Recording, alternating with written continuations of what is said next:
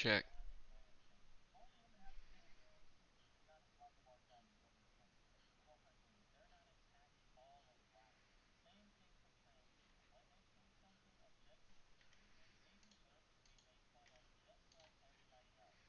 Check.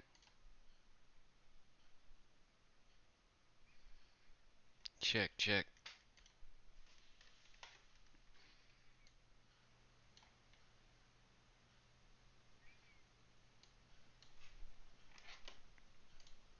Check. Check, check. Check, check.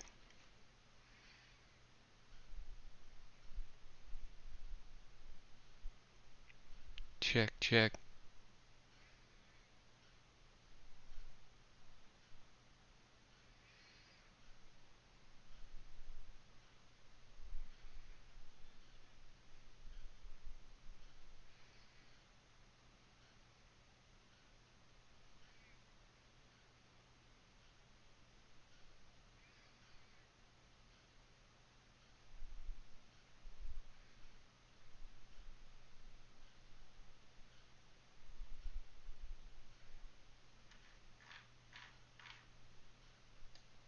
Check.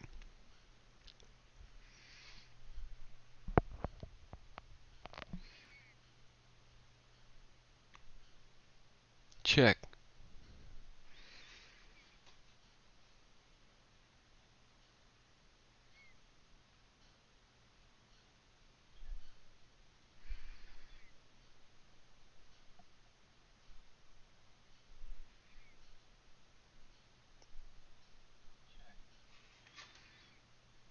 Alright. Turn it down a little bit from there. But I think we can hear it. I think that'll work. So let me mute this mic up.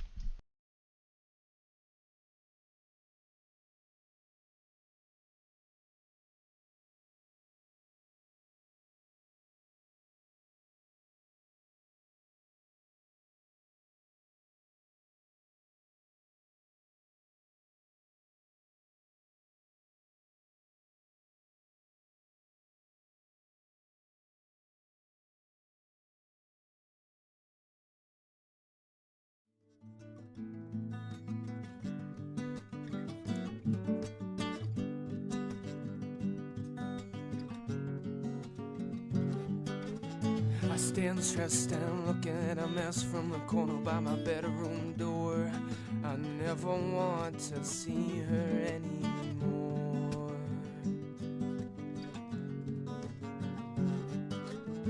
I now know nothing could ever be what I thought it could be before.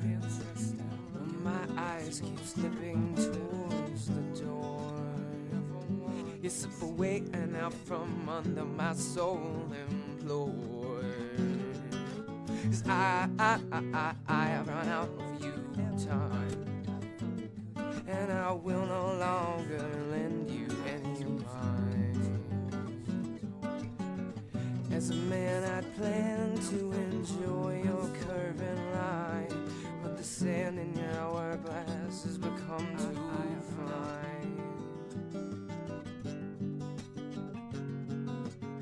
I think less than I should about the mess that I left on my bedroom floor, but after all she had to be ignored. You slip away and out from under my soul employed. 'Cause I have run out of you time, and I will no longer lend you any of mine. As a man I'd planned to enjoy your curving line, but the sand in your hourglass has become too fine. And I want to see her ever again no more. Yeah, yeah. And I won't see her ever again no more. It's my pleasure, baby, no more. Oh, because I time, and I will no longer lend you any of mine. As a man, I'd plan to enjoy your curving line, but the sand in your hourglass has become too fine. Yeah, the river of our love has run dry. It's dark and cold and empty as you're right.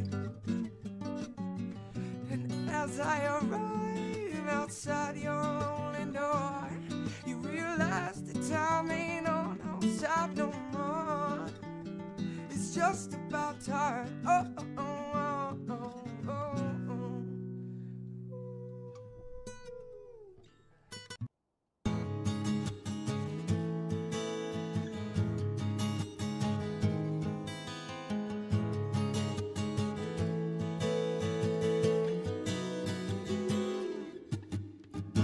I see my reflection in a dirty tinted window and realize I'm no better than before.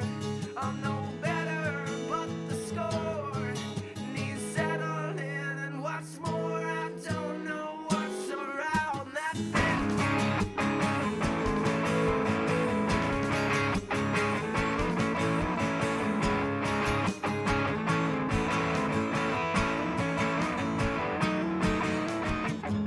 I see my direction at closer inspection, it seems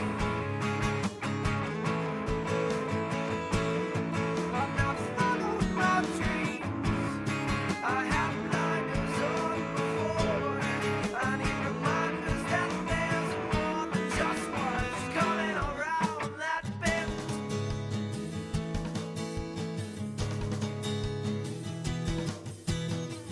Am I too scared to face all my friends and no? Am I too scared to face the end and no? But oh God, what's Coming around that bend.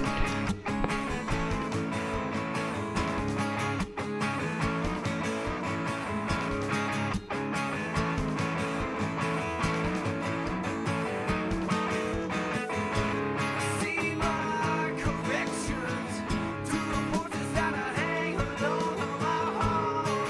Some they hang, some stand tall, some are gone, and I can't recall the fall. Or must I always follow the fools and all of their rigid rules? Or are there any around that bend?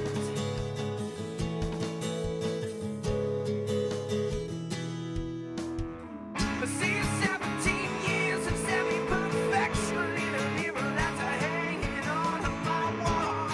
Oh, and I'll tell my friends, they see me through it all in the end. But I won't stall, I won't fall, I won't cry or crawl. Oh no, baby, my doll, because they're all around that bend.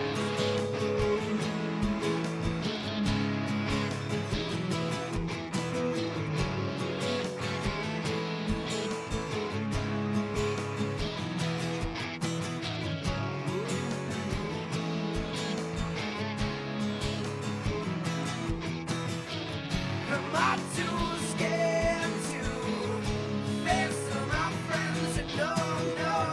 Am I too scared to face till the end and no?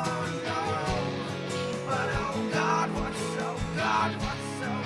what's coming around that? Could it be fate?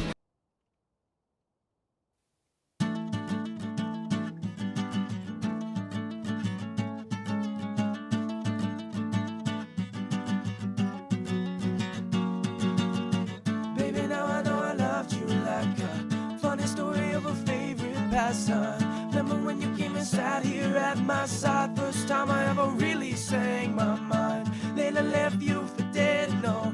Upon return, nobody did I find. I lost my head, left you behind. How I wish you could have turned back that time.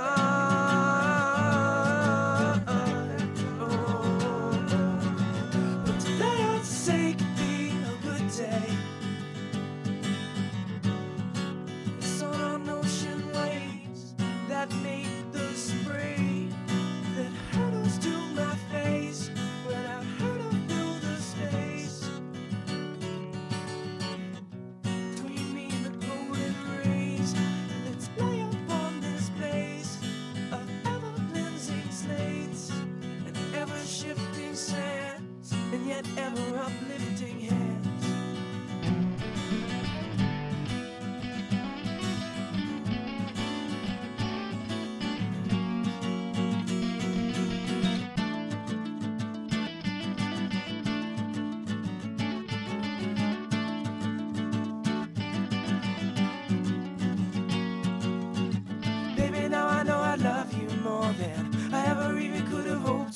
last time. Remember when I told you now I walk a lonely road? You couldn't even read the signs. Ready to leave me for dead, no. But upon return, still nobody did I find. I lost my head, left you behind. How I wish I would have turned back the time.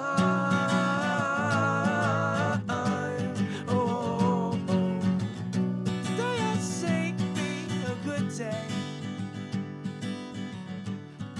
The sun on ocean waves that make the spray that hurtles to my face without hurt to fill the space between me and the golden rays.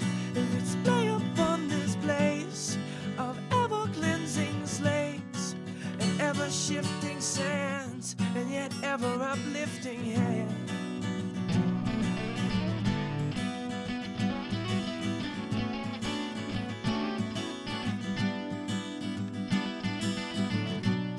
I fell up out of love. I don't know how I came back down, 'cause I felt like I lost gravity without you around.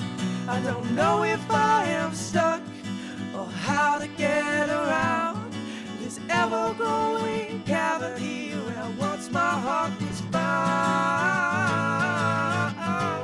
Oh, but today I say it could be just 'cause the way I say it could be how to change the way it would be, and you finally understood me.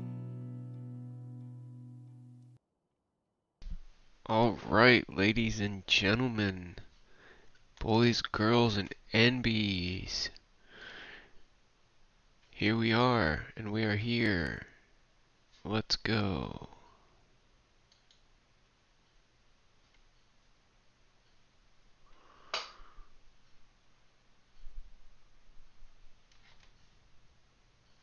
That's over top. That's gotta be. There we go.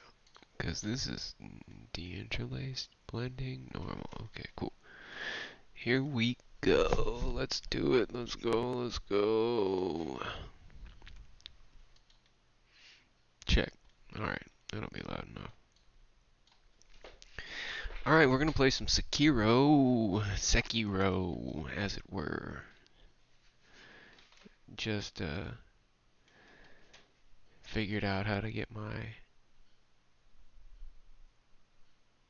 CPU fan and my case fans and shit all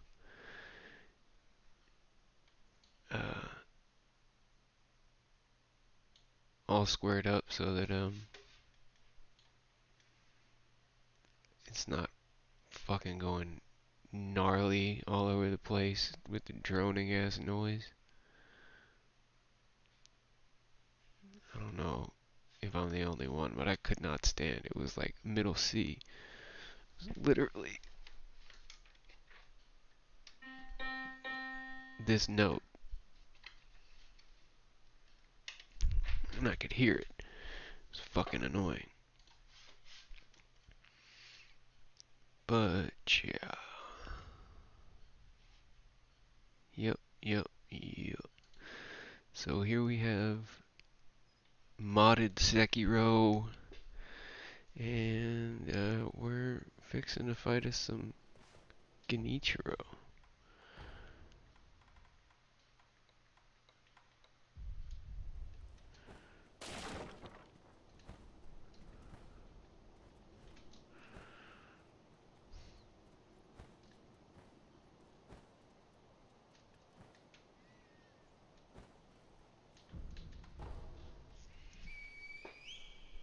Oh yes. Not to be fucked with.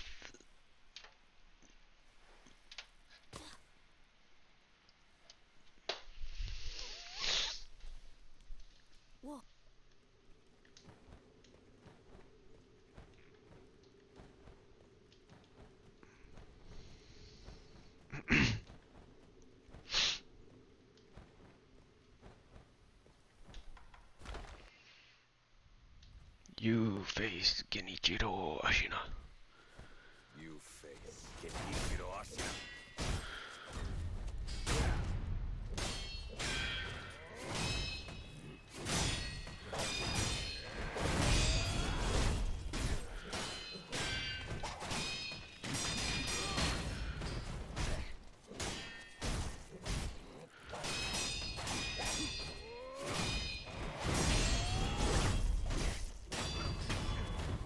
shit. No hit first phase.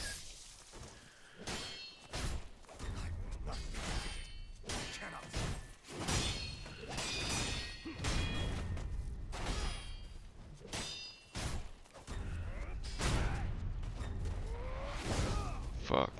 Forgot no Makiri.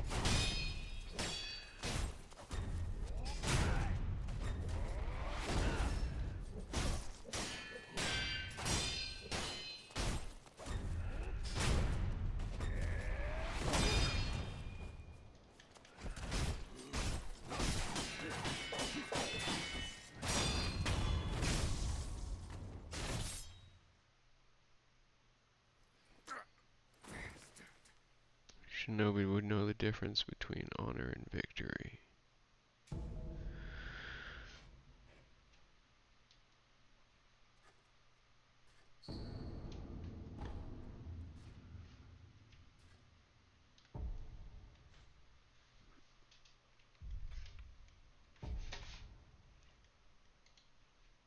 That's what treating somebody as an equal actually looks like. What you and Ethan are doing is coddling a random group of adults so you can get a YouTube check. Bob and Preach aren't using these individual trans people so they can attack the whole trans ideology. They're calling people by the correct pronouns, they acknowledge that trans people are real, but these people are crying on camera acting like Auburn Preach are burning crosses on Caitlyn Jenner's big ass lawn. At this point I feel like it's total BS and these people are grifting and pandering for money, or these people are so deep in their extreme ideologies that they completely forgot what real prejudice and racism actually looks like. And not only is that extremely annoying to deal with, but I feel like the only thing these people have actually accomplished is cheapening these words to the average person. Because if you ask an FD signifier or a Hassan, everybody's racist and everybody is transphobic. Don't get so mad about it. Everyone is transphobic. Trans people are transphobic before they recognize that they're trans. They have internalized transphobia. Now when it comes to talking about real hate, the only people that are gonna want to hear about it is your dumbass little group, because you've been using these words to attack the average person just minding their business for like 10 years straight. And now when a regular person hears about transphobia, they roll their fucking eyes because they have you in their head. But that's my point, because people who are actually empathetic and have strong moral standings don't act like you. I found that people who are on the extreme on either side of the political spectrum are some of the most apathetic and miserable people on this planet. They only care about freedom of speech when it's benefiting them, and they have zero understanding for anyone with a slightly differing opinion. Speaking of differing opinions, I want to end this video with a comment I got from one of my lefty brother-in-arms, BroSoul9323. Kind of sad to see such an Uncle Tom good boy on here. He's literally getting angry at the concept of empathy. Clearly I'm the one with the empathy problem, but he's not done. Let me get to it. Good slave. Keep telling those human rights activists to not take it so seriously, and bro, just get over it, bro. Such kind and great, tolerant left. This comment perfectly sums up how a lot of these empathetic leftists actually think and feel. Kinda racist, apathetic, overly emotional. That's what I see most of the time when I look at an internet leftist.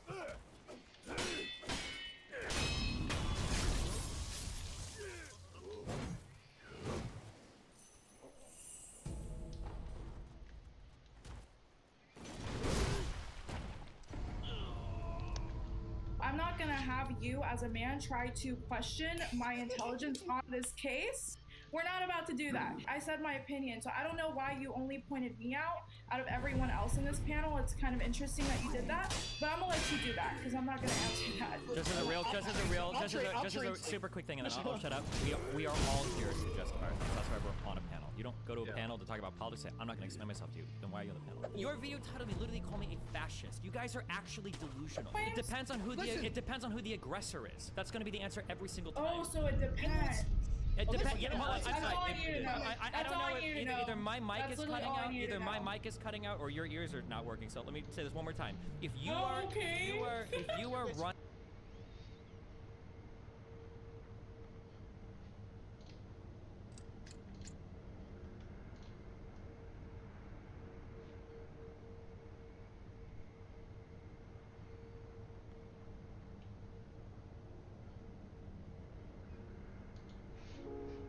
There are few games as integral to the online gaming community as Roblox. After experiencing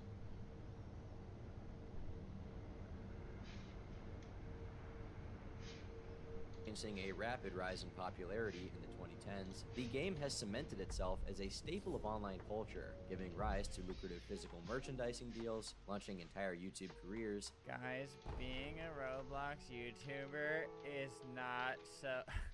Wait, let me start over. And even collaborating with some of the biggest celebrities and brands of the last 20 years. The success of Roblox is simply undeniable. But, being as large of a franchise as it is, Roblox is not without its controversies.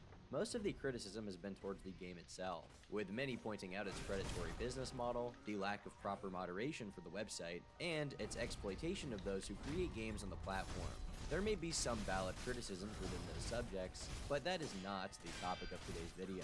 While many older individuals enjoy Roblox, it's no secret that the game is primarily targeted towards a younger demographic. And with that young player base comes individuals who seek to insert themselves into it and abuse their position of power. What we will be discussing is the Roblox community itself, and diving into some of the predatory and sick individuals that reside within it. Whether they be YouTubers, Roblox developers, or members of the community, these are the Roblox degenerates.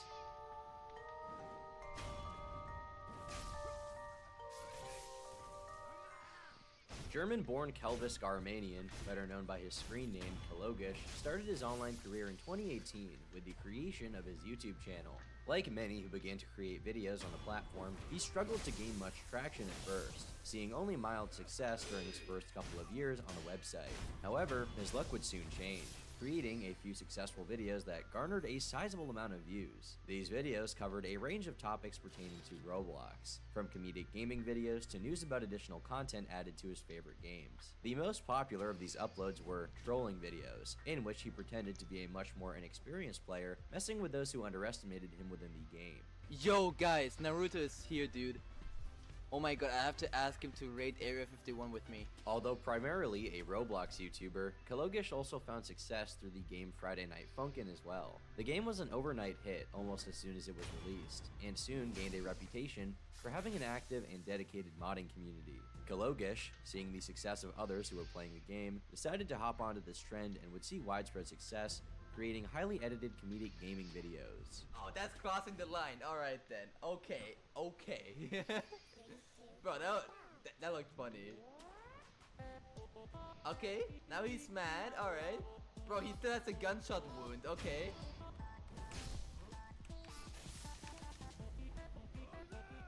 Okay, that's my favorite song so far. Oddly enough, he still maintained his status as a Roblox YouTuber, and would often combine the two games, playing Roblox-themed mods of Friday Night Funkin' and playing Friday Night Funkin'-themed games within Roblox. It was a very strange hybrid of content, but oddly enough, it works to his favor. In the span of 1 year, Kalogish went from gaining a couple of million views per month to gaining over 17, skyrocketing his once humble channel to over 500,000 subscribers. Seeing as his fan base was primarily made up of young fans who would watch almost anything he put out, Kalogish seemed to be doing quite well for himself. His success and popularity earned him a spot in the official Roblox Star program, as seen in his YouTube banner, a service for content creators provided by Roblox themselves, which gave him numerous in-game benefits and perks. It was safe to say that he had finally found his niche on YouTube, becoming one of the most consistent channels in the entire community. As we've come to learn though, with online fame comes a new level of scrutiny, and it wouldn't be long before his viral success would ironically lead to his downfall. In August of 2021, numerous Discord messages would be leaked online. These direct messages revealed Kalogish pressuring an underage fan into sending him nudes, as well as fantasizing about having sexual relations with them. Some of these messages were quite explicit, saying that she would be the perfect height for oral sex. In these messages, he also admitted to being in a relationship with a 14-year-old while being 18, an age gap which many would find reprehensible. Within the messages, his justification of it being that she was very mature for her age. Ironically, despite stating that he would wait until someone was 16 or 18 before having sexual relations with them, he would, later on, send messages pressuring the then 15-year-old fan into sending nude images of herself to him, at times even implying that he had actually received nude images from her and had consistently masturbated to them. These allegations, of course, resulted in a wave of criticism from his peers, with many accusing him of using his influence as a creator to solicit sexual favors from fans, as well as criticizing his alleged previous relationship with a 14-year-old girl. The story of Kilgish is one that is just sad to watch. Another person with a butt favors from fans, as well as criticizing his alleged previous relationship with a 14-year-old girl. Nice one, Tom. Kilgish is one that is just Nice sad to watch. one, Another person with a Tom. budding YouTube career who threw everything down the drain because of his own selfish desires. The story would also be picked up by Roblox RTC, a popular Roblox community news source primarily operating on Twitter. More screenshots would soon emerge of private Discord conversations in which he admitted to being in the wrong, further digging his grave in the eyes of his peers and the public. Many soon began to call for the cancellation of his partnership with Roblox, as well as for his ostracization from the community as a whole, with both requests soon being fulfilled. Not only that, but his Discord partnership was quickly revoked, with his accounts also being banned due to the explicit nature of what had happened. In an effort to defend himself, Kilgish would appear in an interview with fellow Roblox creator Natty Forsyth in an attempt to clear his name and waive some of the criticism coming towards him. During the interview, Kilgish further elaborated on the nature of his relationships, clarifying that he had originally initiated a relationship with an underage 14-year-old girl due to her being suicidal and him feeling an obligation to stay with her. He was 17 when the relationship began, though he did admit to staying within it after he turned 18. I'm not like doing anything like that. Nadine was a one-off thing that I did as a stupid ass mistake because I was a horny dumbass fucker like e-boy. This and with Emmy, she was my first girlfriend like ever. I was 17 turning 18 and we met and we just talked blah blah blah and it just went this way. Like I swear it sounds so horrible now when I say it, but back then I didn't see that because I was 17. I just thought, oh, a girl likes me, how nice, I've never had a girlfriend. Then we talked and it just hit off. By the way, a little bit trigger warning here. I don't know if you have it with suicidal things, but I'm good. She was okay. She was suicidal, Emmy, and like really heavily, and I had to always like be there for her. And even after I turned 18, around 2 months down the line, around February is when I broke it off. But I was still 2 months together with her after I was 18. Yeah. Again, I just felt bad leaving because I felt like if I did, I would like kill her. You know what I mean? With the whole Nadine thing, I can just reiterate it from my own head right now, so you know I'm not like fucking lying. First of all, I want to say I am 100% at fault. By the way, I'm not stupid. Like I know I am. In regards to the newer allegations of him sexually messaging a 15-year-old while 20 years of age, he had no justifiable answer. It's not really a defense that you also were No, with I'm not. people I'm not above defending 18. myself. No. I'm yeah, not but you defending said that you were myself. I'm also just with people above 18. Like the issue is that multiple. Yeah. Yeah, the issue is that you was still open to kids. But she was the only one just because I knew her in my head already. Like I didn't feel awful. And Discord makes this shit like where age doesn't hit as hard as in real life. Like it just didn't click with me at all. And that's what my dumbass mistake was. It just didn't click. Throughout the 45-minute long conversation, Kilgish both did and didn't admit guilt, consistently confusing the ages of the girls he had contacted, and overall failed to provide any sort of solid explanation or defense for himself. Needless to say, this interview did little to impress the community, and in fact, made things quite a bit worse for him in the long run. In regards to his profitable YouTube career, that too would soon end, as his channel would be terminated for violating community guidelines soon after. Whether this termination is the result of the accusations levied against him isn't entirely clear, but for now, there seems to be no trace of Kilgish online, leaving a bitter reminder of how quickly even the most respected members of a community can ruin their careers in an attempt to live out their fantasies. One of the things that differentiates Roblox from other online games is its focus on game creation. The idea behind Roblox is that users create playable games using a sort of built-in game development engine, using resources, textures, and sound effects provided by Roblox to create miniature gaming worlds for users to explore. This makes Roblox in and of itself less of a game and more of a platform for creating and sharing them. Seeing how the vast majority of people who play Roblox are not developers, It makes those who do develop games on the site much more influential within the community. After all, Roblox would not exist as a platform without them, leading these developers to have much more respect and power than the average user, as was the case with the Roblox game developer Ma_Buckets. Although, he went by multiple aliases during his time spent within the community. For the purposes of this video, we will simply be referring to him by his birth name of Andrew in order to prevent confusion. Andrew, as stated before, dipped his toes into the Roblox community as a game developer. The games he would release often would be comedic in nature, with many of them capitalizing on current trends or memes, such as his game Baldi Eats His Cereal, which garnered millions of plays and thousands of favorites. Some of his other games were created purely for shock value, however, such as the poorly aged game titled Grab the Child. Buy a capsule and see what's inside. It's a lonely child, hey, what a surprise. Put him in a box or buy him some friends. With so many children, the fun never ends. Grab the child, many child to collect. Grab the child, many child to collect. It's an awesome game by yours truly. I don't get the unreal child cruelty. He was not alone in his endeavors, however, often enlisting the help of numerous other Roblox developers and collaborating with them on other projects. While relatively unknown outside of Roblox, Andrew did draw a significant amount of attention for his games, garnering a respectable number of plays and favorites during his career. Although comedic, the games were enjoyed by many, and Andrew was a respected member within his niche.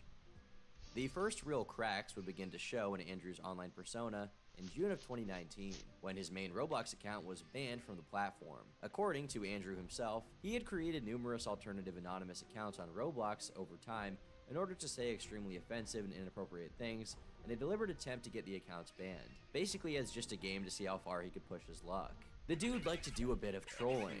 Eventually, this trolling would catch up with him, and for a few months, it would appear that Andrew would no longer be participating within the Roblox community. He would issue a statement in which he conceded that the ban was fair, and that he was disappointed in himself for allowing his bad habit to get out of hand. He then asked for his followers to follow his Twitter account Rubiker for more updates about his activity and his whereabouts, implying that the Ma_Bucket persona was over with. However, in early 2020, Andrew would make a Twitter poll asking his fans whether he should return to Roblox under an alternative account. As he would reveal, however, he had already been operating under a new account for months, creating more comedic games in an effort to recover the popularity he once had as a developer on the platform.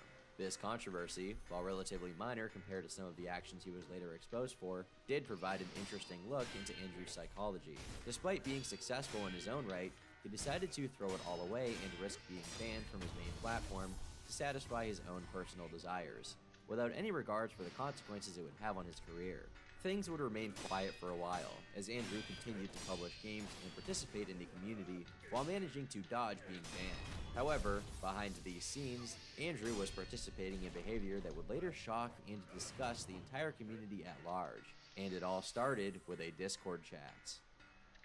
As the story goes, Andrew had an alternative Twitter account named Lunar Cheesecake, where he would draw and share not safe for work furry pornography. In the year of 2020, at the age of 22, Andrew initiated a conversation with a Discord user, calling them cute, and soon after proceeded to send not safe for work images he had drawn of his furry persona. Later, in the conversation, the user revealed to Andrew that they were in fact 14 after he asked for their age, a fact Andrew had not known before sending the images. Despite this new knowledge, Andrew would shrug it off, downplaying the seriousness of the fact he had shared sexually explicit images with a minor, even continuing to speak with them. Over the course of the next few months, Andrew would consistently message this underage teenager. While at first he seemed to reserve himself, he would gradually become more and more comfortable sharing sexually explicit details about himself, fully knowledgeable of the facts that they were underage. He would take this a step further and actually send nude photographs of himself, further indulging in his fantasies. Andrew would also reveal his face multiple times throughout these conversations, a fact that will become very important later on. With his degeneracy in full swing, Andrew decided that he needed to step things up a bit in order to satisfy his sexual fantasies. In these screenshots pictured here, Andrew is clearly seen encouraging the young teenager to grope and sexually assault their younger sibling. After the 14-year-old teenager admitted to taking advantage of his brother while he was asleep, Andrew would also admit to ejaculating on his sister while she was asleep multiple times, as well as groping her, stating that it was fun and enjoyable for him to do so. He would go on to encourage the teen to assault their brother, stating that rape victims don't talk about their trauma. He would also state that he would be willing to have sexual relations with an 8-year-old child, and continue to engage in degenerate sexual behavior over the next few months. As December of 2021 rolled around, Andrew appeared to become nervous, however, finally severing all connections with the underage teenager after No months of way, sexual come illiteracy and predatory on. behavior. Maybe he thought that he would get away with it if he ran, but it was far too late to cover it up. Yo, what's up, These actions Blackout? would be linked back to Andrew after he 156. decided to Yeah, send I'm a late, photo man. of his full face over I Discord. can't ever If you fucking remember from tell. earlier, Andrew had shifted his Roblox activity from ma_bucket to the Drewicker Twitter account. In September of 2020, the Drewicker account announced that he had created a private account for mutuals only, named Spewicker. Upon looking at the account's profile picture, you can clearly see what is undeniably the same person as the pedophilic furry Lunar Cheesecake in full view. In addition to this, the Lunar Cheesecake account had shown definitive knowledge of Roblox game development, at one point even revealing to this child how much revenue he made from his games, furthering the connection between the two personas. The dots would not be connected or publicly revealed until January of 2022, when a Roblox creator by the name of Jax released a video titled The Andrew Files Part 1, The Most Disgusting Roblox Predator. In it, Jax revealed the disgusting chat logs that had occurred between the two and provided a definitive link between Andrew's Lunar Cheesecake and the Roblox personas. Now, if you were just sitting in your chair going, "This can't be Andrew, this guy is like a brother to me," well, let me do the hard work for you and draw the connections. Oh my god, it's got it.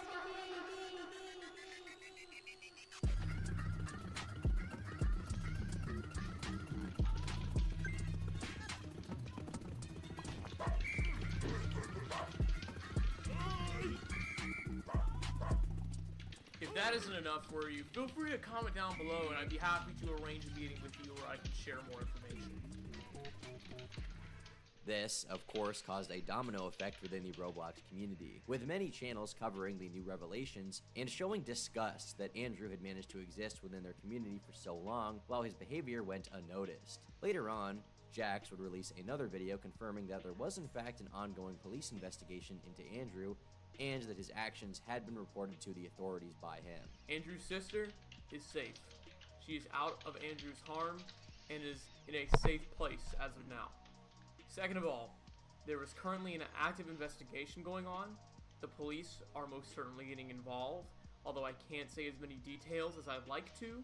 Just know that things are happening and we are moving in the right direction. In addition to this, yet another victim had come forward with their own experience, with many of the same disgusting behaviors being exhibited. Some of the more egregious messages include Andrew admitting to being a pedophile, one in which he advocated for the rape of children, as well as a sexual fantasy, and one in which he encouraged the person he was talking to groom a 13-year-old girl. After being confronted on Discord by Jax, Andrew admitted that he was arrested for his behavior and that he was a registered sex offender. So I said, alright. And then immediately he goes into how he was, quote, arrested in December 2020 and spent a week in county prison and 9 months on house arrest. And that he's taking government mandated therapy and has been since September. Every Wednesday at 5 p.m. PST, and that he's a registered sex offender and will be for 10 years. While it's difficult to prove whether this is true, the fact remains that Andrew did what he did not deny the allegations, and soon after disappeared entirely from social media. While his Roblox account has since been banned, his various Twitter accounts remain, though none of them have shown any activity since late 2021, and hopefully will remain inactive, with the hope being that Andrew never communicates with anyone online ever again. Ultimately, only time will tell if this is the case. Throughout Roblox's history, many games have come and gone, but a genre that surprisingly continues to be a very popular one is the first-person shooter genre. Although the stereotypical Roblox game is sort of a lazy cash grab designed to get children to reach for their parents' wallets, there is a large quantity of fast-paced first-person shooters that exist within the platform, and an active player base to provide demand for these games. Being called a cheater in FPS games is like the biggest compliment you can get, and I like compliments, but you also get insulted a lot, which is also funny. Bro, I can't hit your head if I can't see it. Many of these have their own class dynamics, a wide range of weapons with different abilities and stats, and various skins that players can earn.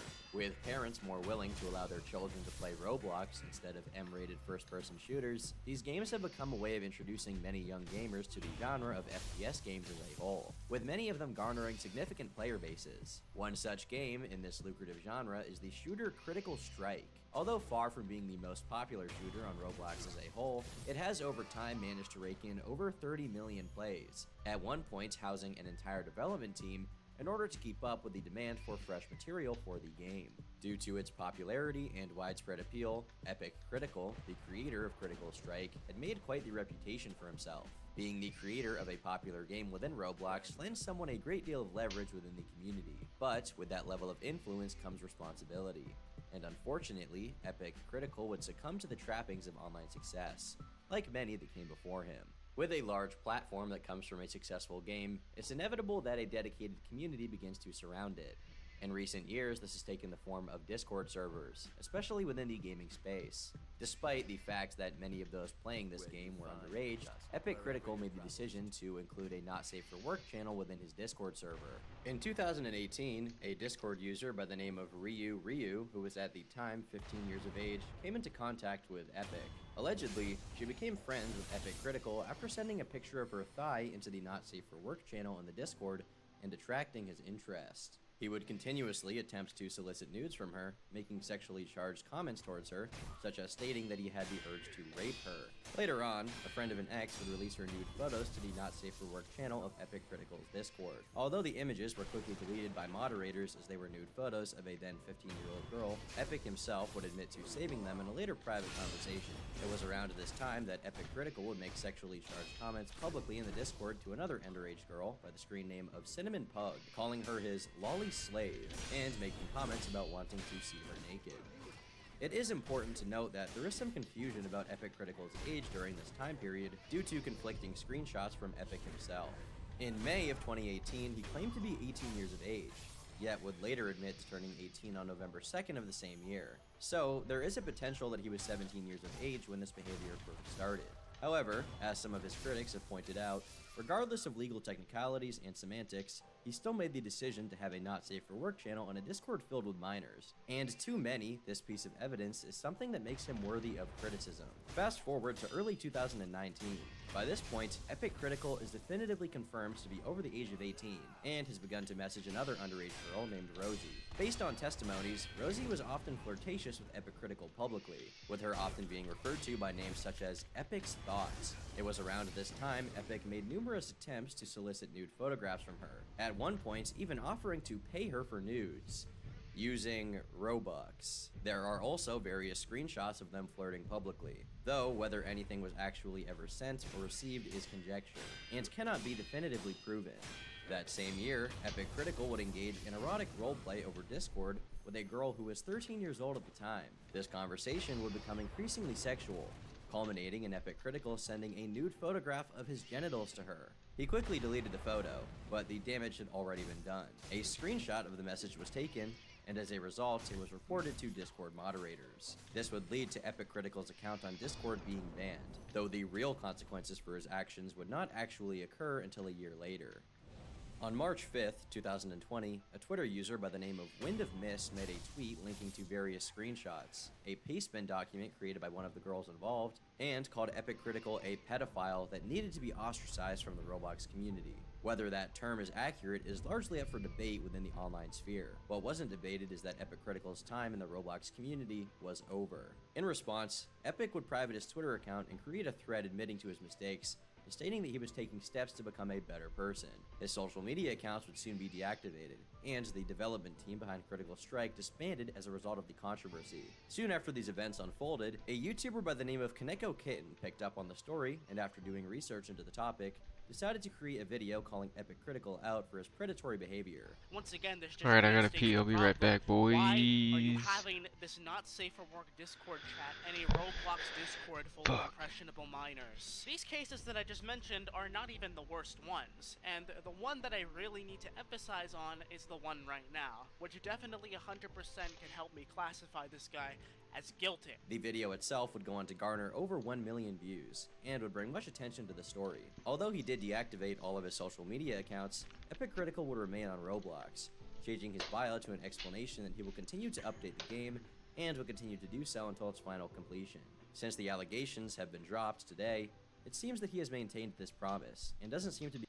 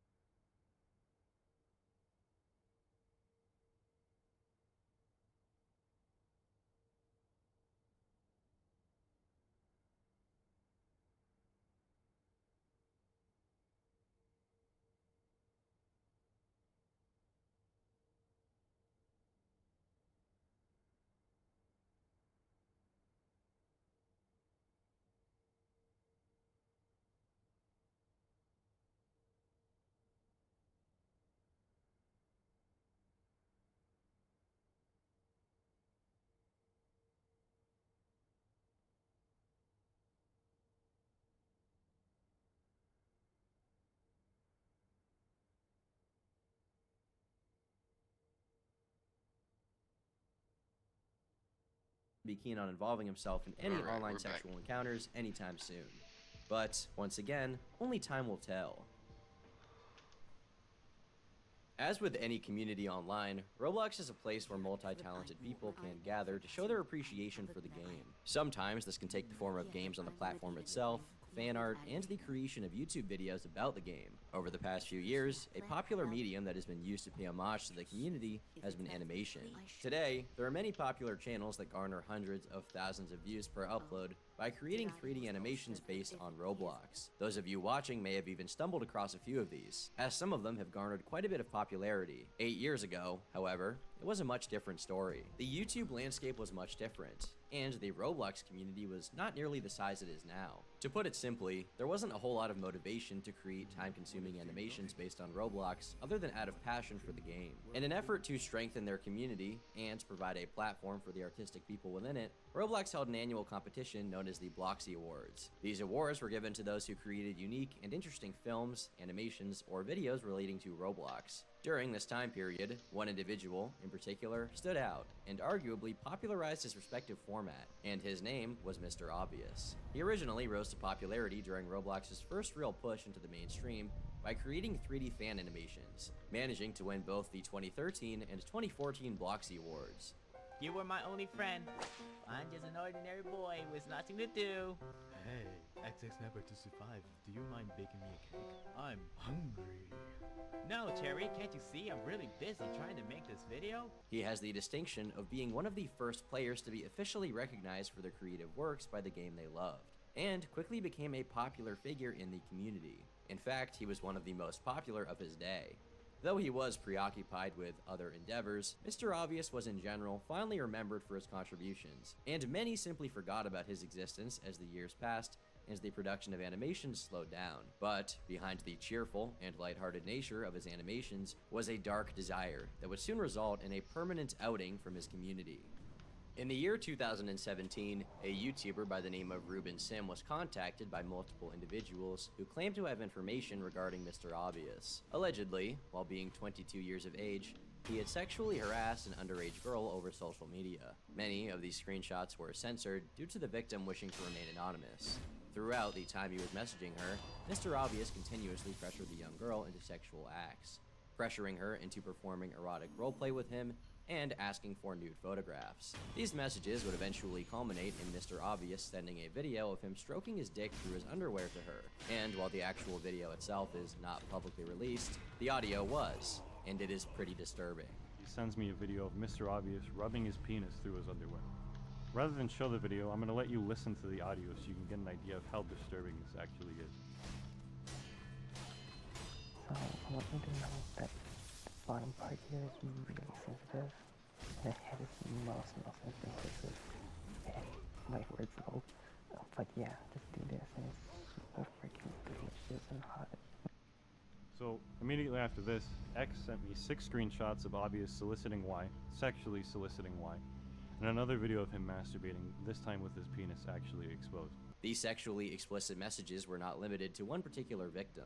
In fact, there were multiple people who stepped forward to share their experiences with him, most of them being young girls. Apparently, using a Discord server run by a fellow member of the community to farm potential targets. In these numerous conversations, Mr. Obvious continuously made sexual remarks and attempted to solicit sexual favors from all of them. After reviewing all of this information, Ruben reached out to Mr. Obvious directly for comment and was met with anger, belligerence, and hostility. Oddly enough, Mr. Obvious claimed to actually be a girl. It's unclear what the intended goal was behind this, as he had previously never made an attempt to correct people who assumed he was a male, and still went by the screen name Mr. Obvious. After this encounter, Ruben decided to gather all of the information he had access to and submit said evidence to the proper authorities, in an attempt to hold the perpetrator accountable for his actions, and, of course, publicly release the information in his YouTube video on the same topic.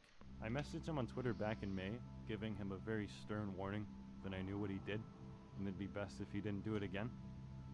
And what followed was Obvious immediately getting hostile and agitated, to the point where he even tried to convince me that he's a girl. Now, Mr. Obvious has included his voice in a lot of his videos, and judging by the way he interacts with people online, even before this whole incident started, he's definitely not a girl. This video shined a light upon Mr. Obvious and drew quite a bit of attention to the topic. The perpetrator's public response, meanwhile, was to release a supposed warning letter written by his parents. This is a public warning letter to Ruben Sim, Gary Oak the Great. We are the parents of Mr. Obvious. Username: we have been notified of your cyber violation. You have committed serious crimes of defamation and privacy invasion. We demand that you immediately eliminate all private information and videos relating to Mr. Obvious, as well as desist from committing any further defamation and privacy invasion in the future. If your actions are not taken on your part, our lawyer will proceed to the next step to seek legal action against you and seek compensation for the damages you have caused. Mr. Obvious's parents. As of late 2021, the Mr. Obvious Roblox account has been banned, although his YouTube channel still remains, with the animations that once brought joy to the community still residing there to this very day. He has no known social media accounts, and whether an investigation was successfully conducted is unknown to the public. However, he serves as a grim and depressing reminder of how even the most wholesome of creators can have a very dark side to them.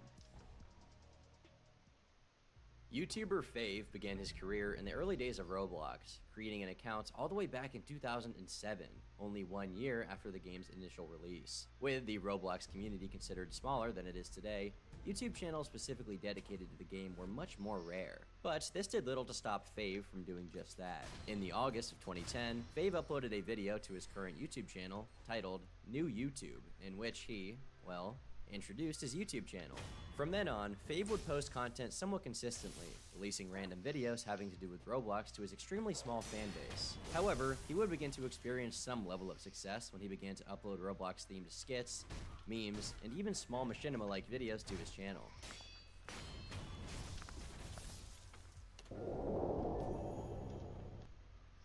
Please, help me. Hey, are you complaining about your ban? Yeah, screw the admins. I hate them. That ban was so unfair. I'm Shedletsky!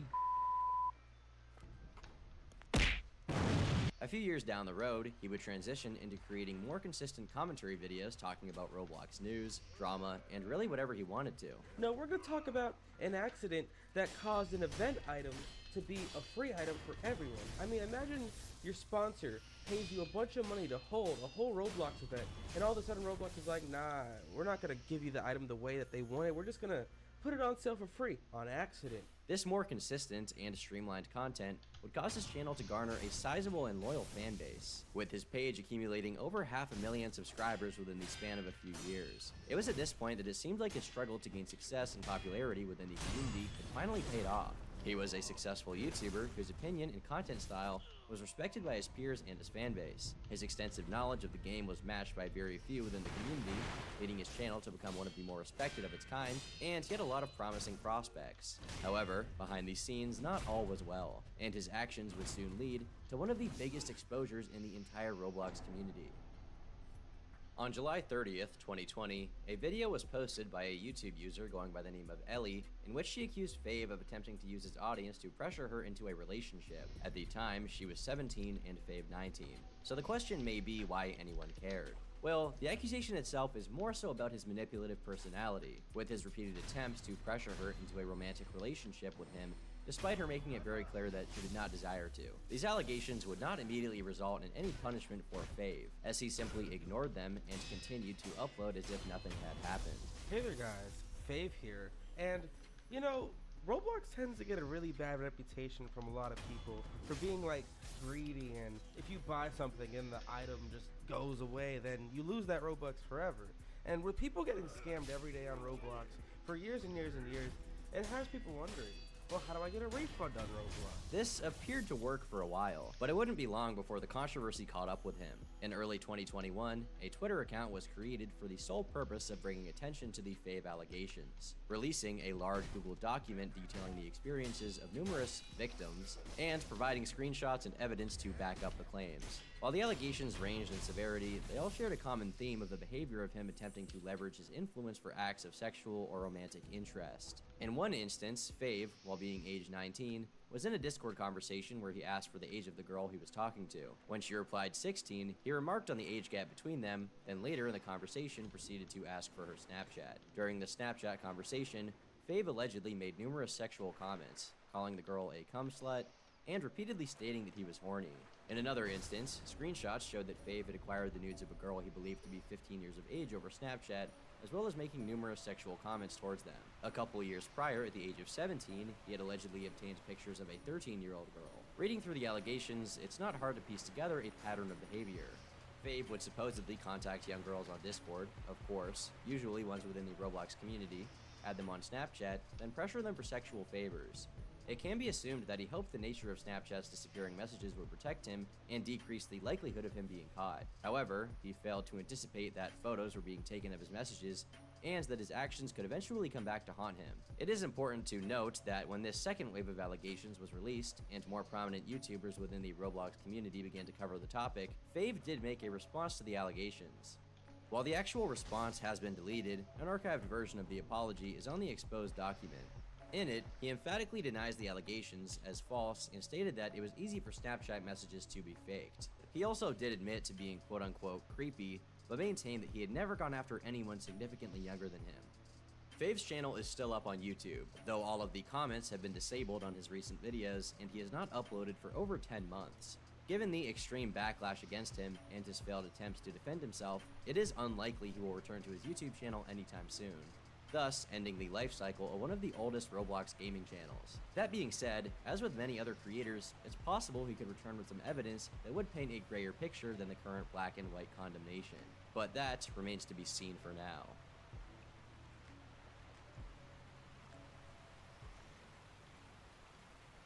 This channel is no stranger to controversial topics relating to degenerate behavior. The irony is that oftentimes, it's those who appear to be the most wholesome on the surface that end up revealing themselves to be far worse than anyone thought they could be. While many of the individuals we have covered in this video have actions that range in severity, it's hard not to feel nihilistic about the possibility your favorite creator could be guilty of something terrible. It never gets any easier to talk about, and it never gets any less uncomfortable God of a damn fact to it, confront. man. Really? No matter how many pedophiles, degenerates, and pathetic human beings are exposed to the world, there always seems to be one more. It's hard to understand what motivates the actions of some of these people, and depressing to think about how they threw their lives away, all to satisfy some sick desire they had, whether it be sexual, romantic, or somewhere in between. I've been Turkey Tom. Thanks for watching. Leave me alone.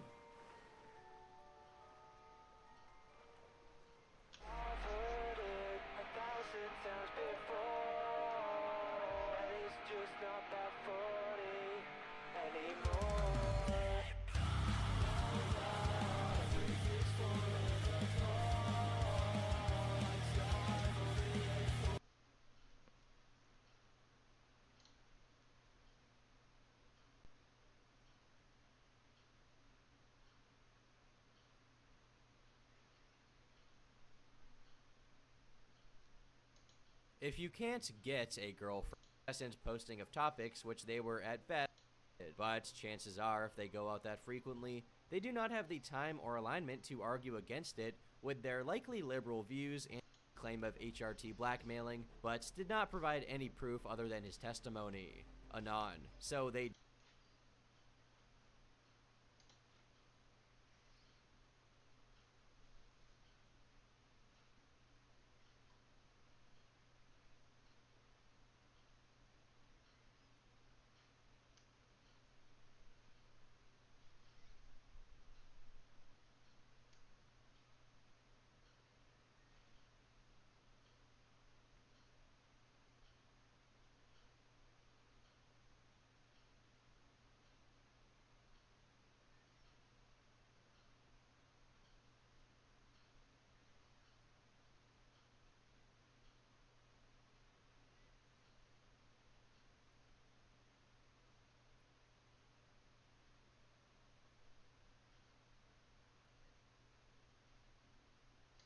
Whether we like to admit it or not, kids have always been a big part of the commentary community. From picking on the cringy videos produced by them, to relying on younger audiences to fuel the toxicity of their fan bases. And if you think about it, it makes sense why that's the case. Kids have more time than anyone else. Time to watch YouTube and become invested in the stories that the community produces.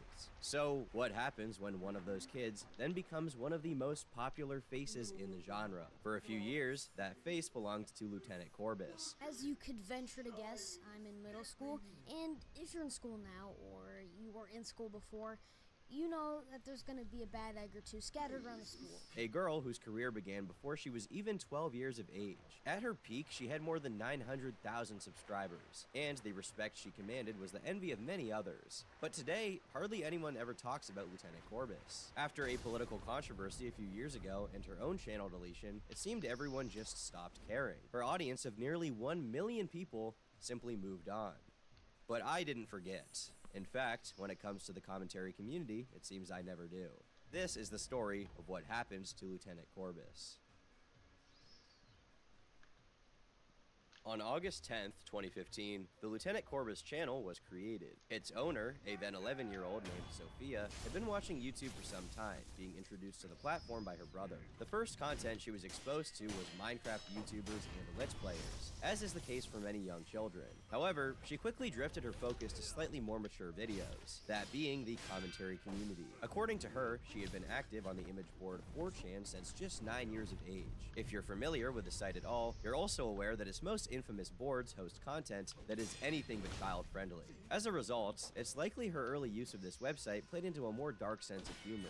And even at this early age, Sophia was not content simply watching from the sidelines. She wanted to participate in the chaos, which enveloped the YouTube community at the time. Before this channel, she apparently had a Minecraft channel while she was invested in the more child-friendly content of Minecraft YouTubers. But that went nowhere, and she abandoned it. Once interested in commentary channels, she once again attempted to emulate the style of her idols. But all of this kind of relates to a recent shitty business tactic that was pulled by the Fine brothers. Despite how young she was, the videos were surprisingly good. She had a decent grasp on how to make a video entertaining, she had clear jokes and roasts, and was honestly better than most other adult commentators at the time. Everyone is becoming a major pussy. However, after months of uploading, this new channel was seemingly going the same way as her previous Minecraft venture. Just her shouting into the void of YouTube, getting almost no viewers while she uploaded consistently. Nothing really of note would occur until March 10th, 2016. Before that date, the channel only had around 50 subscribers, but the trajectory of her life was about to change forever. In the video she made directly before her explosion in popularity, Corbus decided to talk about all of the YouTubers who inspired her. She mentions Leafy, Pyrocynical, Sneeko, and iDubbbz as her biggest inspirations, even describing herself as an amalgamation of these channels rather than something unique.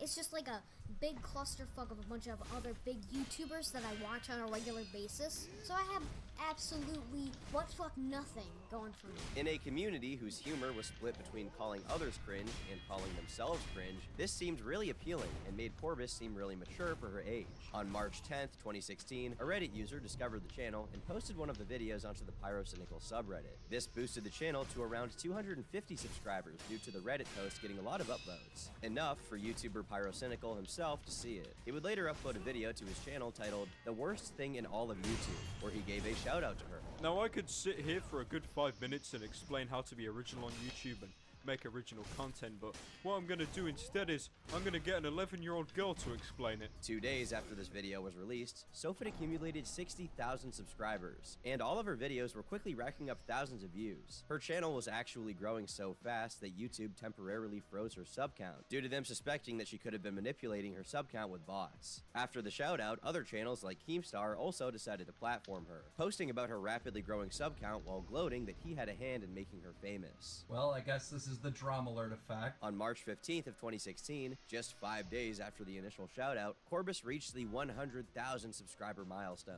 To congratulate her on her success, Keemstar did an interview on Drama Alert asking some of the questions many were curious about, given her recent explosion in popularity. The thing that shocked me the most is usually kid YouTubers get a lot of hate for a main reason of being cringy, making mediocre to bad content. And the amount of support I've gotten is crazy, because if you look at the amount of supportive comments versus the amount of comments that are just hate, it's absolutely crazy and mind-blowing to me that people actually enjoy what I make. During that week, she was actually one of the fastest growing YouTube channels on the entire platform, with her stealing the spotlight from other teenagers and young adults in the commentary community. This article, released at the time from the Daily Dot, claims she might even be the future of all internet media, and praises her for her social commentary. It's already clear that we're heading towards an internet where most of what we consume is video, and our Facebook overlords want us to get there even faster. Plus, gaming streams are growing. Why wouldn't we also get our media commentary from a shitposting kid who can't stop laughing while breaking down BuzzFeed's content strategy? Her understanding of the dynamics of web celebrity and controversy is more sophisticated than that of many adults who do this stuff for a living. They end the article by remarking that her social commentary was much more sophisticated than that of gamergaters. While I'm sure many of you have heard the term Gamergate, given how long ago it was, it may seem sort of nebulous what it was even about or why it matters today. Gamergate was an online movement which, at its core, was about removing identity politics from video games and video game journalism. However you feel about that message, there's no denying that the existence of that event has been very influential to the internet and culture at large, with terms like social justice warrior being reintroduced to the popular lexicon in a negative light. Gamergate was the start of an entire wave of channels like Sargon of Akkad, who dedicated their time to discussing why political correctness and identity politics were ruining society. And while it was not the primary focus of the commentary community, there was no denying that they partook in that kind of content from time to time. Dunking on 21st century feminists was a huge trend at the time. Case in point, H3H3 Productions posts, "BuzzFeed is the McDonald's of feminism." BuzzFeed is at it again with the 38th video they've made about having a period. I'm on my period. Do you period? Period. Case of my period. Yeah, no, I get it. I get it. Feminism is for everyone, meaning, you know, this shit could be said to another woman, right? But why does it gotta be a feminist book? Everyone has the ability to be hurtful, but not everyone. But only women have the ability to be victims? Well, if you said no, I'm sorry, but that's pretty discriminatory.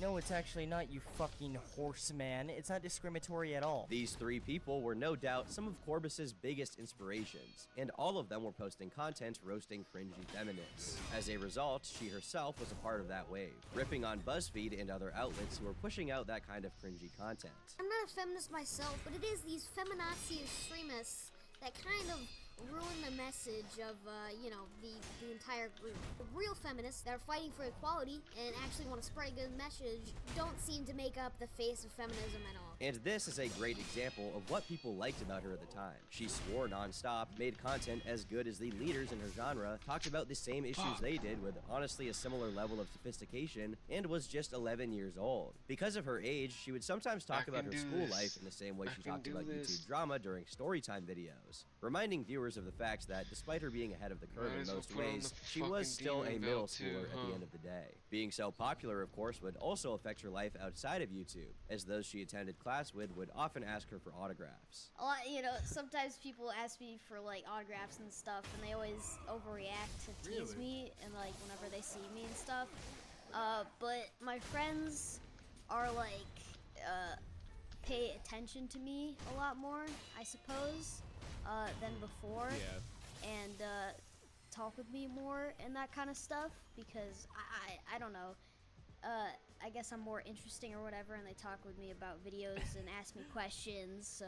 At this point, one may expect her channel to slow down. She had her moment in the spotlight, but now she would be reduced to a novelty. At least, that's probably what the competition hoped would happen. Instead, her channel just grew even more with time as her video making skills sharpened. I'm gonna treat you guys to something nice, a nice channel. The content is good. It's probably the best rapper to ever walk on this planet. And, you know, his name is Maddie B. Raps.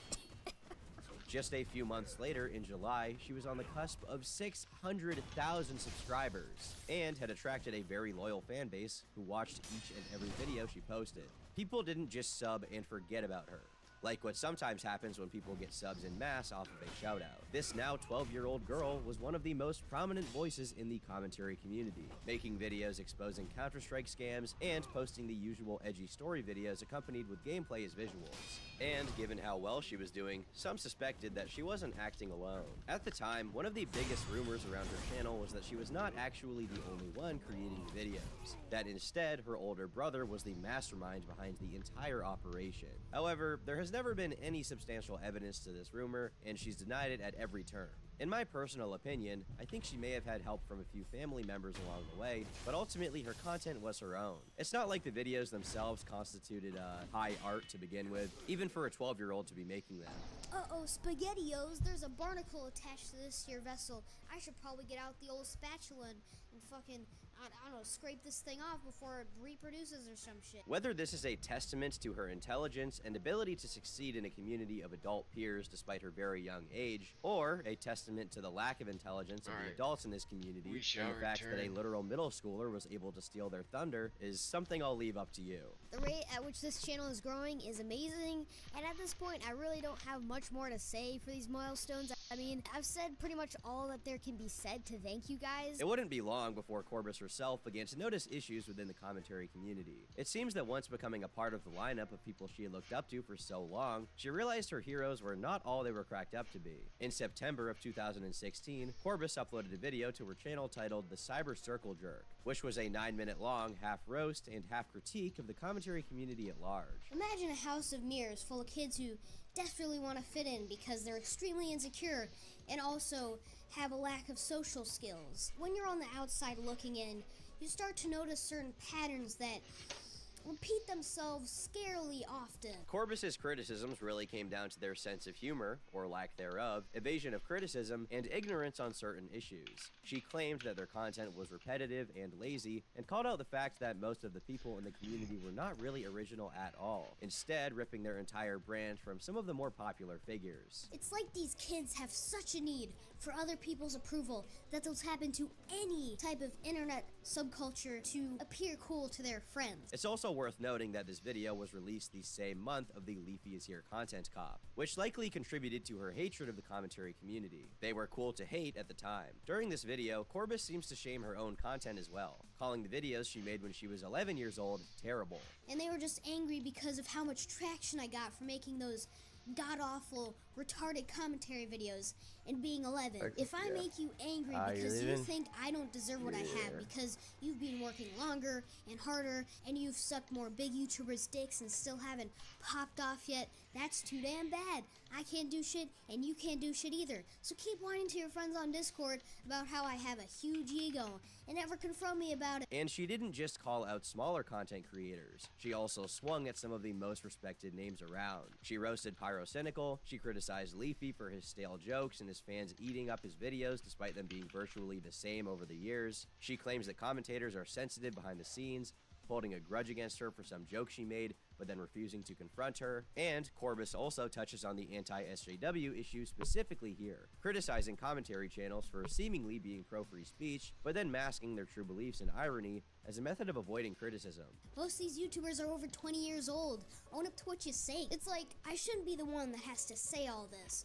But since many of you already think I have a huge ego and only care about roasting people, fuck it. Her final critique was to say that commentators do not understand many of the issues they discuss, and instead rile up their fan bases whenever any small issue affects their channels, instead of taking the time to understand why things are the way they are. She calls them uninformed, specifically using the term ignorant alarmists. The drama didn't end with the release of this video though. Instead, a part 2 was warranted because of the various Twitter and video responses to the first Cyber Circle jerk. With the release of this video, multiple names decided to post responses, as Corbus had specifically separated herself from a decent portion of the community who were offended by her criticisms. After unfollowing the fuckers on Twitter, he claimed that Corbus had been mean to his friends, which resulted in her roasting him in the follow-up video, calling his actions petty and childish. Apparently, you can't handle jokes even though you make content for a community that's supposed to be relentless and brutally honest. Corbus also called out familiar names like Chubbs, Eki, Sinnoh, and others who made bad content or made snide comments about her during the drama.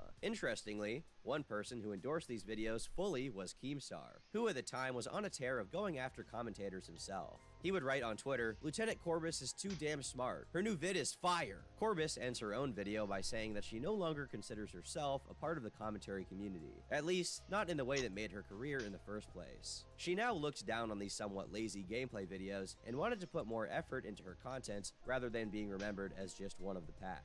As the community moved on from the drama and continued making videos in their usual style, she began to change things up during 2017 and 2018. She was just growing up, and as a result, it was clear that her interests in the topics she was discussing were starting to wane. As 2019 rolled around, she began to break this mold even more, as she moved to talking less about YouTube drama and more to cultural and political topics. It's worth noting that there was a little bit of foreshadowing of this in the original Cyber Circle jerk video. I didn't have to do a video like, "Oy vey, the goyim is taking me shekels away. Where's my kippa?" And if you know anything about her story since she stopped making commentary videos in the style of Leafy, you know exactly the turn we're about to take.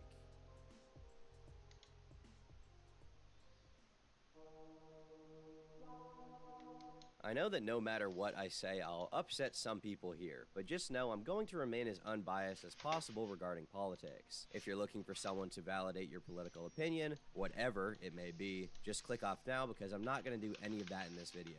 Anyhow, looking at YouTube today, it may be hard to believe that more centrist or right-wing content dominated political talk. Today, the most popular and revered political YouTubers are left-wing or even avowed socialists. Channels like ContraPoints have risen to massive popularity and praise from almost every corner of the web and the mainstream, being at the top of what many call BreadTube, a side of YouTube dedicated to pushing back against right-wing content online. The more right-leaning content that they replaced was extremely pervasive just a few years ago. On one hand, Gamergate gave way to channels like Shoeonhead, who pushed back against political correctness and talked about what they saw as the many flaws of modern feminism. So we all know BuzzFeed is the internet equivalent of ass cancer. We know this, and I'm pretty sure the website is a government experiment created to test my patience. Channels like Shoeonhead were not explicitly right-wing in their views, though it could be argued that their existence helped give credibility to those who were explicitly conservative or even on the far right of the political compass. It seems crazy to think about now, but at the same time, people like James Allsup had channels on YouTube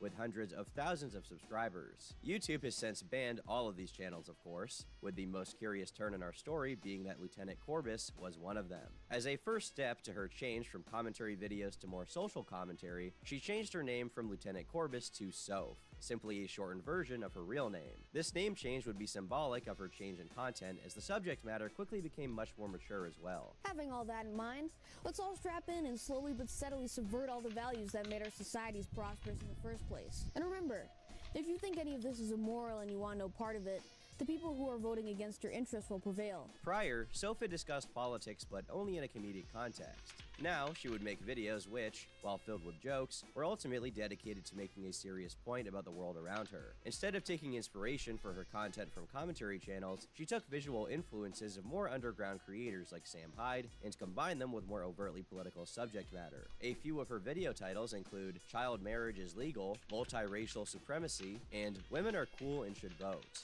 And I know you might tell yourself that you're just being nice to her by donating to her Patreon, but let me tell you something.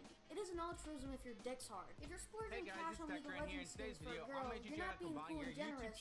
You're in a fin-down arrangement. And even Kick Chat all together in one place in OBS. That is right. If you guys, and I know I did a video a while back, how to multi-stream in OBS for free without having to use Restream, which of course have that video link down below. But a lot of questions I got after making that video is how can I combine my chats into one place? And today I want to answer that exact question that isn't just a simple widget, but an actual full ball-out solution. So let's get into it. Okay, so once you're in OBS, you're always going to see you have your new plugin, of course. You can have everything here just normal. And what you want to do to actually add your chat into actually OBS, we're going to actually go to the docs and go to custom browser doc. Now what we're going to do here is go get our pop-out link for our Kick Chat. Once you're on your Kick dashboard, what you want to do is actually click the three dots here on your chat, click pop-out chat, and what we want to do is click on the actual link up here and copy this onto our dashboard. Now what you want to do with this link is go back into your OBS, go to the URL, paste that in there, and then type up the word Kick, which is just kind of an identifier for the name, and you want to click apply. What this is going to do is add your Kick Chat into OBS, and what you want to do before you add it, make sure you have lock deck unlocked, so it's means it's not checked. And what we're going to do with this is we're going to literally just drag it into our side over here once we close this. So we can kind of now place this on in here. So you can see I just placed it down like that. You just got to find a sweet spot, and then we want to just drag this to a side. So that's how you add the first chat. Now keep in mind this is not going to be like a perfect looking one-to-one chat. And the good thing about this is we're going to actually move this and make this smaller. So now that we got the first chat installed, what we want to do is add another custom browser doc. Then we of course want to go to our Twitch dashboard. Now the same rule apply. What you want to do is click the three dots here, click out pop out chat, and copy the link here. Now this link is a little bit more different. So what you're going to do now is take this link and actually type up the word Twitch, and then you want to of course paste that link in here and apply. Now what's going to do with this one's might have to sign in, so you're going to have to sign into your Twitch. For me, I've already signed into it a little while ago, so it just automatically added it. But then what you can do is of course the same rule apply. You want to just place this on in here somewhere, and if it does act weird, what you do want to do is click lock and unlock again because it's acting silly sometimes. And you want to just kind of find a spot to figure out where it's going to go.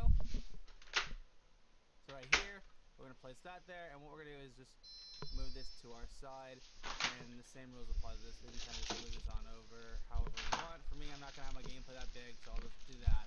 And with that, we added our Twitch chat and also Kick Chat into our OBS, and of course you can mess around with it however you like, so you can see it. So if you're not someone who observes their streams and see how it looks, then you can just do that. But what you can do honestly is play something on the side on a monitor and stuff. Now, of course, it's going to be the same rule applied when you actually add a YouTube chat. You just add the YouTube chat and then just paste in the link and all that jazz, and you'll be good to go. But that's a pretty good look for actually just combining your chats. Now, there isn't like a big way to mesh all the chats into one. The only way to do this is with Bottrix Live, which is actually kind of like, you know, the chat widget you add to your stream. It does that, but you can't have it as a actual source that you can place like on a monitor and stuff like that to actually observe for yourself. So this is the only real method right now to actually just combine your chats into one place. That way it's easier to look through. And honestly, this alone is pretty good. Like, you'll be able to see chat whatever comes in. As long as you're not getting blasted like the big streamers with consistent messages, you'll be fine. You know what I'm saying? But if you guys did find the video helpful here today, make sure to smash the like button and get subscribed, because we're trying to hit 2,000 subscribers before the end of the year, and we've already hit 1,000 subscribers, and I honestly cannot appreciate how much support we're getting. It's absolutely insane. So if you want to do me that favor and hit the subscribe.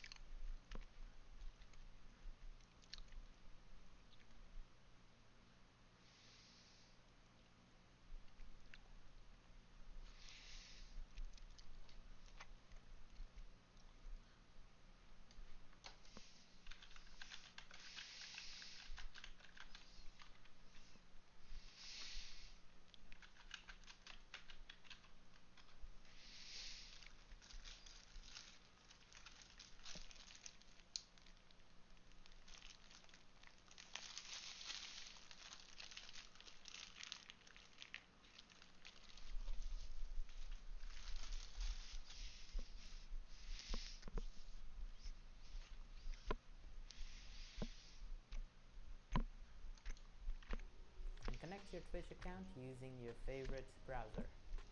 Now type the channel name, for me it's Sherlock Downey, and click join. Nice. Now that you're logged in, you need to go to the main menu, then settings, click on Windows, then check minimize and close to system tray.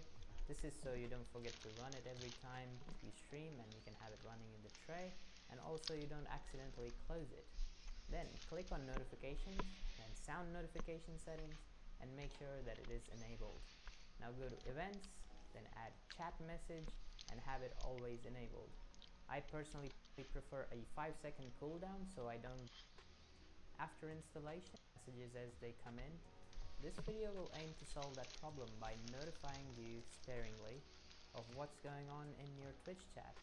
Here's how to do it. First up, download Chatty from the GitHub link down below. After installation, launch the app to get the configure account screen, and connect your Twitch account using your favorite browser. Now type the channel name, for me it's Sherlock Downey, and click join. Nice. Now that you're logged in, you need to go to the main menu, then settings, click on Windows, then check minimize and close to system tray. This is so you don't forget to run it every time you stream, and you can have it running in the tray, and also you don't accidentally close it. Then click on notifications, then sound notification settings, and make sure that it is enabled. Now go to events, then add chat message, and have it always enabled. I personally prefer a 5-second cooldown so I don't get spammed with chat sound, so you can set it down there. Select your choice of preset sounds or add your own. Any WAV files should work. Hit OK and you're done. You can send a test message yourself to verify this. Now you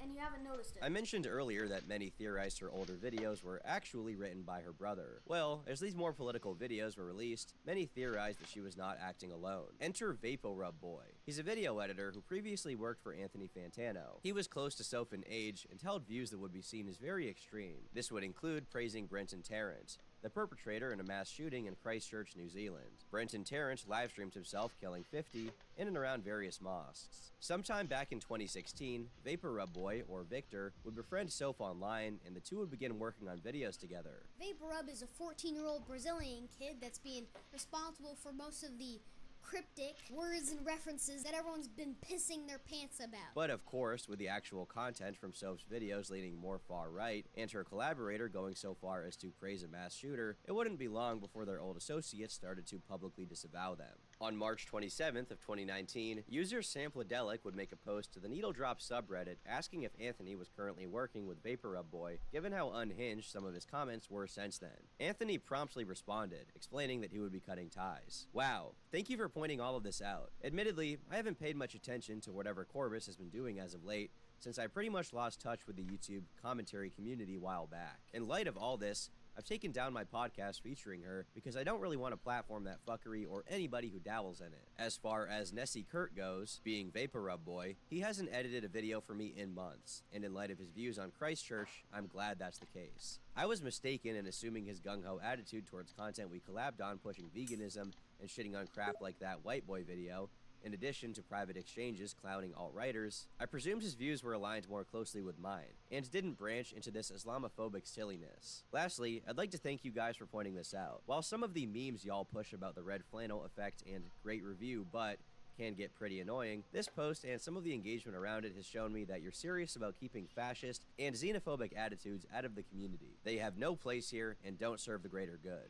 Soph was now officially too controversial for Anthony Fantano, and it could be assumed the rest of the community would have had the same take as he did if they were paying attention. Soon, they would, and any remaining ties to her past would be severed permanently. Soph's content took to being explicitly far-right and promoting ideas about white demographic replacement in the United States. Ideas Soph shared tended to overlap with multiple far-right-wing circles, including even the alt-right. And due to her change in content from commentary to political commentary, she was able to spread these controversial right-wing messages to an audience that still wanted to hear what she had to say, regardless of the issue. This, without a doubt, made her one of the more important far-right channels on YouTube at the time. Remember, she had a loyal audience of hundreds of thousands, who only started watching her because of her non-political content. Now, they were listening to her share beliefs you'd have to go to 4chan or certain Twitter spheres to hear. In the words of those who may support her, she was red-pilling normies, epic style. And, as you can imagine, with her promoting these inherently controversial political beliefs, it wouldn't be long before people who disagreed with her began to call her out. On April 2nd of 2019, Nafuckers tweeted out a leaked screenshot from Lieutenant Corbis' Discord. Remember Lieutenant Corbis, the edgy 12-year-old commentator from back in the day? This is her now. Yikes. The attached screenshot was a series of images where Soph was saying things I cannot say here, but in a nutshell, they were some very, very controversial takes on Muslims. This tweet began a long saga of Lieutenant Corbis, now renamed Soph, being attacked. along with many criticizing her associating with far-right ideology, and as a result, getting involved in various political discussions and debates. Some alleged that she had been groomed by her parents or Vapor Rub Boy into holding these views, while others claimed that she was a perfect case of how children can be radicalized into fringe ideologies through the internet. A few days after this tweet went up on April 6th, she would go on Ethan Ralph's kill stream. At the time, Ralph was running one of the most popular shows in internet blood sports, where he would discuss the political drama of the day and host debates between popular figures. During this particular episode of the kill stream that has been viewed over 500,000 times, Soph would join to have a discussion with liberal content creator Destiny. They would also later be joined by far-right activist Nicholas J. Fuentes. Given that the reason this stream was happening in the first place was the leaked logs, Destiny would press her about their meaning, and he pressed pretty hard, at which time it appeared she was somewhat out of her depth. Oh yeah, so why man, so we got a lot of hatred here for Muslims. Go ahead, Sophie. You can respond. Well, am I supposed to like defend my? Well, okay. Okay. I have a question for you then. Do you think that was an idea I was expressing, or is that something I endorse completely and seriously mean? Why can't it be both? What do you mean? Why can't it both be an idea that you're expressing and an idea that you sincerely endorse? So you do think that I sincerely endorse that? I don't know, it's hard to say. I mean, reading this, it sounds exactly like what was in the manifesto of the New Zealand shooter, and he seemed to genuinely believe it. Actually trying to... Okay, well... Wait, am I actually trying to what? I read the manifesto. I mean, we can talk about the similarities if you want. Okay. But you're trying to... okay. It just seems like you're trying to associate me with Brent and Tarrant and call me a shooter, but I guess I can't assume that. This part of the stream continued for some time, with Destiny attempting to press Soph on her political ideology and why she said what she said, while she claimed that she was merely exaggerating her actual opinion, calling it a hyperbolic expression of rage. They went in circles for a bit until Nick joined the stream, at which point Soph took a back seat, while Nick bragged about winning a Twitter poll and called Destiny a pedophile. Cheesehead 69, you're on the air on the Raw Retort. You have anything you want to interject into this debate? Good evening, ladies and gentlemen. We are tonight. Oh wait, hold on. I can't. I don't want to do this. What's going on, Tiny? All right, I don't want to get into like another like 20-hour fucking conversation. Hit me up with a question. What do you got? Debating 14-year-olds? Yeah, I mean, if I don't, then I'm accused of running away from 14. Move do I want to be accused of running away from 14-year-olds or debating them? What's the worst one? No, you're right. You're right. No, you're right. You're always right, dude. You're always right. Thanks. It's I try to be. It's what I build my brand on. I'm pretty not obfuscating. I mean, but okay, what do you got? Logic is what you are governed by. For example, do you disavow child pornography? Well, I'd have to see the data. Ultimately, this conversation did not get much of anywhere. As with most political discussions, Soph's audience agreed with her, and Destiny's audience agreed with him. But that doesn't mean it's the end of the controversy altogether. 2 days later, Nafuckers would drop a video called the Lieutenant Corbus Racist Meltdown. In the video, he talks about how he thinks Soph was radicalized into becoming a fascist. He also talks about the alt-right pipeline theory. The idea here is that people start by just laughing at edgy jokes or checking out some standard conservative content on YouTube, and over time, YouTube algorithm suggests them more and more extreme content, and thus the internet is radicalizing people into fascism. The end result of taking action against a supposed alt-right pipeline would basically be the censorship of the right wing online in order to prevent radicalization. So first of all, I went on a channel which has very edgy video titles such as multiracial white supremacy, suicide bomb. And honestly guys, I couldn't be fucked to watch any of the videos because all of the videos sound like she just went to the English dictionary, poked out the most difficult words from it, put it in a salad while trying to convey some trash social message that is epic and red-pilled. I don't want to listen to that shit, guys. I don't. The fuckers questions what other factors could have allowed Soph to become explicitly far-right. He calls her a racist and a fascist, and theorizes that this Vapor Rub Boy individual probably had a hand in moving her farther and farther right. He would also attack those who sided with Soph, such as e-girl provocateur Brittany Venti. He ends the video by shouting out breadtubers like H-Bomber Guy and ContraPoints, showing what his perspective was at the time. And all they wanna do is poke fun at the fact that I said the word yikes. Dude, facts don't care about your feelings. Liptot just got destroyed epic style. I cannot handle these truth bombs, dude. This video was not viral by any means, only receiving a few 100,000 views in its first week of posting. However, it did start a discussion around Corbus's views, and and got the attention of other political YouTubers who may be interested in the subject material. As it was released, Corbis went live herself to respond to the video and deny the more severe claims about her, like that she was pushing for genocide. Vapor Up Boy can be heard in the call talking about these issues as well. As a response, Nafuckers then went live himself to respond in front of his audience. Here, he further repeats his prior points about her cultivating an extreme audience on purpose, and points out that her live chat is filled with in-jokes from the 4chan board POL, or politically incorrect. Curiously enough, 2Mad left a comment on the stream re-upload saying, "The child has been absent for many years. She's been replaced with hours of edgy political footage and embodies it." At just 14 minutes into the stream, the fuckers would actually join the call with Soph and Victor to debate the issues at hand. However, much like the talk with Destiny, it would not go much of anywhere, with both sides expressing their opinion and failing to move in either direction. No, but we can't call out people on shit that's sus, bruh. Saying that Christchurch shoots is Godspeed. Mother, listen to me. You're asking Your mom me, speaks. you're Your talking mom about speaks in right? Ebonics. Yeah, my mother's a black 15-year-old, and she had. Alright, fair enough. Fair enough.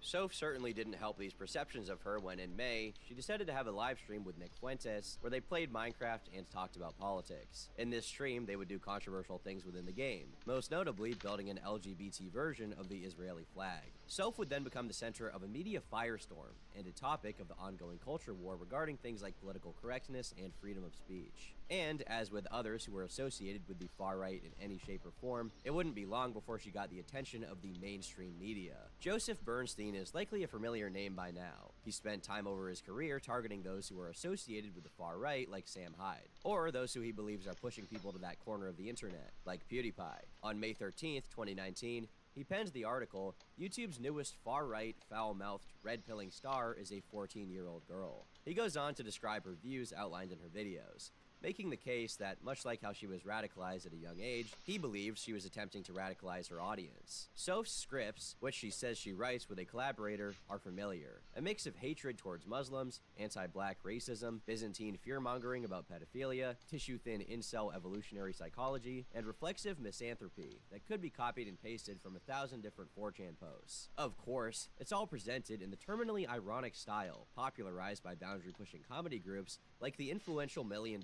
Extreme, and adopted of late by white supremacist mass shooters in Christchurch and San Diego. Bernstein goes on to make the point that YouTube themselves should be held responsible for her popularity, and heavily implies that they should do something about it. But Soph's popularity raises another, perhaps more difficult question, about whether YouTube has an obligation to protect such users from themselves, and one another. Soph had been posting content for some time in this vein. You could argue she had been building it up for years. So why did the article only come out now? Was it because of her drama with Destiny and the fuckers? No. Instead, it was actually the release of a particular video on her channel, titled Be Not Afraid. Be Not Afraid was a video that was very critical of the religion of Islam. It used vulgar and offensive humor to make this point, with many considering it to be Islamophobic, as well as anti-Semitic, with her comments about George Soros and homosexuality